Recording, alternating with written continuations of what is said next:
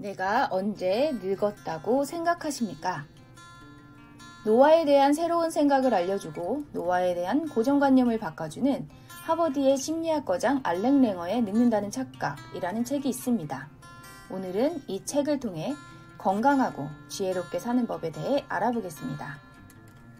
우리는 보통 몸이 아플 때, 살기 위해 운동해야 할 때, 영양제를 먹어야 할 필요를 느낄 때, 즉 신체적으로 예전과 다르다고 느낄 때 나도 이제 늙었구나 라고 생각합니다. 이 생각은 사실 우리가 가지고 있는 늙음에 대한 편견에 의한 것입니다. 우리에게 주어진 시간은 동일한데 왜 누구는 더 젊게 또는 더 늙게 살아가는 것일까요? 아주 오래전부터 우리의 관심사는 젊어지는 것이었습니다. 오래 살고 싶지만 늙고 싶지는 않다는 마음. 병이 찾아오면 현대의학의 몸을 의탁한 채 끝까지 희망을 잃지 않으려 애쓰지만 시간의 행진은 가로막을 수 없다. 그런데 과연 시간을 거꾸로 돌리는 것은 불가능할까? 라고 저자는 묻습니다. 알랭 랭어는 요양원의 노인들을 대상으로 6박 7일의 실험을 진행합니다. 실험군 노인들에게 화분의 관리를 맡긴 것입니다.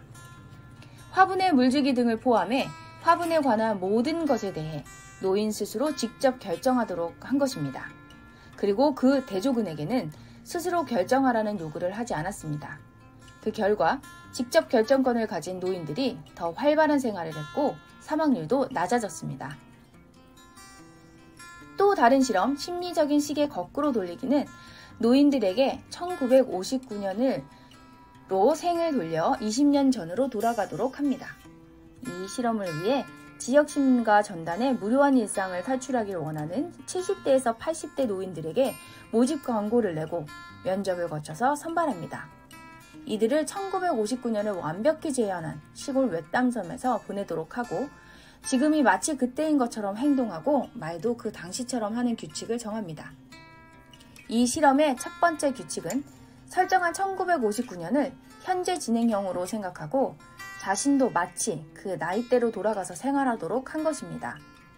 이에 대해 노인들은 꽤 긍정적이었습니다.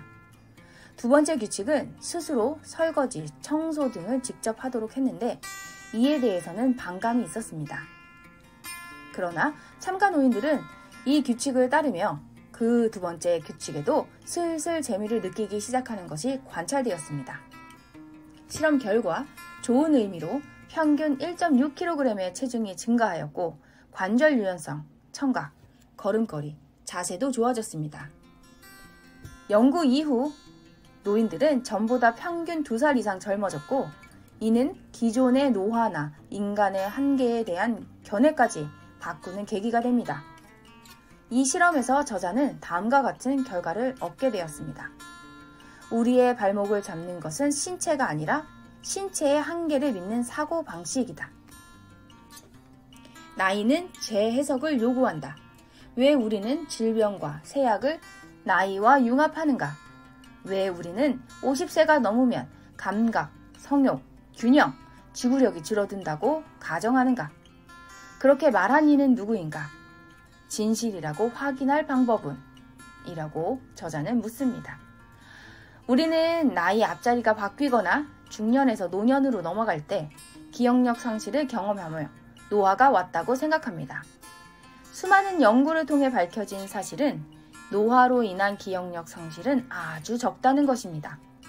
우리가 체감하는 것처럼 드라마틱하게 기능 자체가 떨어지는 것은 아니라는 것이죠. 우리의 기억력은 실제로 80대가 될 때까지도 쓸만한 장치입니다. 그렇다면 자주 건망증이 나타나는 이유는 무엇일까요? 이것에 대해 심리학에서는 간섭 현상이 발생했다고 말합니다. 무언가에 대한 망각 증상은 머릿속에 있는 다른 기억, 저장된 것에 의해 간섭받기 때문에 발생한다고 합니다. 즉, 뇌에 넣은 정보가 많으면 망각 증상이 발생할 가능성이 높다는 것입니다. 그런데 간섭 현상이 거의 나타나지 않는 경우도 있습니다. 과거와 다른 경험을 하면 비슷한 항목에서의 충돌이 사라지는 현상, 즉 간섭으로부터 탈출하고 방해할 수 있다고 합니다. 즉 나이 들수록 다양한 경험을 하는 것이 중요하다는 말이겠죠.